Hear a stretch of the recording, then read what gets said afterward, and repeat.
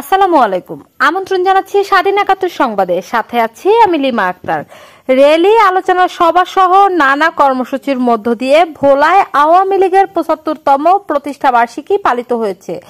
আজ সকাল 10:30টায় জেলা আওয়ামী লীগ কার্যালয়ে কর্মসূচির শুরুতে জাতির পিতা বঙ্গবন্ধু শেখ মুজিবুর রহমানের প্রতিকৃতিকে ফুলের শ্রদ্ধা জানান। পরে প্রতিষ্ঠা বার্ষিকীর আলোচনা সভা অনুষ্ঠিত হয়। সভা শেষে বিপুল সংখ্যক নেতাকর্মীদের অংশগ্রহণে র্যালি বের হয়।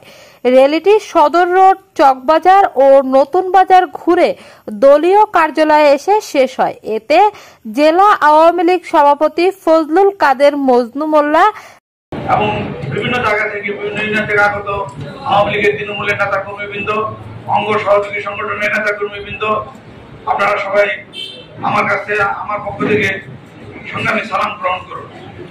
আমি বক্তব্য দীর্ঘায়িত করবো না। আওয়ামী লীগের কিছু সাফল্যের কথা আমি আপনাদেরকে বলবো।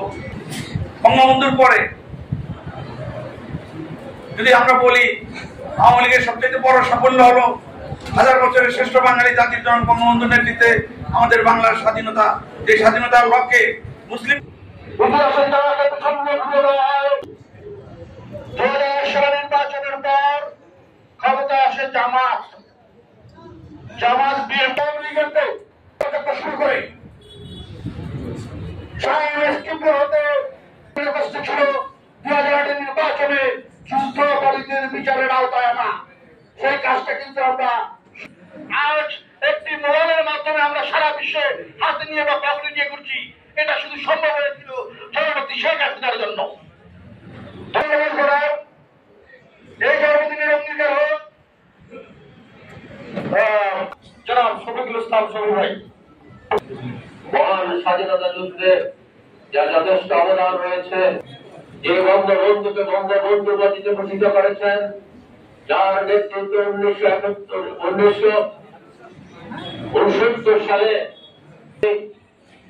সবাই বিশেষ অতিথি হিসেবে উপস্থিত আছেন, যার নেতৃত্বে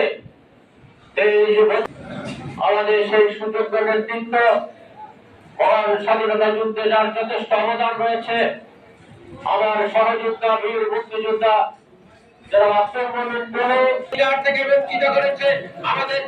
জেলা পরিষদ চেয়ারম্যান আব্দুল মমিন টুলু, সদর উপজেলা চেয়ারম্যান মোহাম্মদ ইউনুস সহ সিনিয়র নেতৃবৃন্দ আলোচনা সভায় বক্তব্য রাখেন।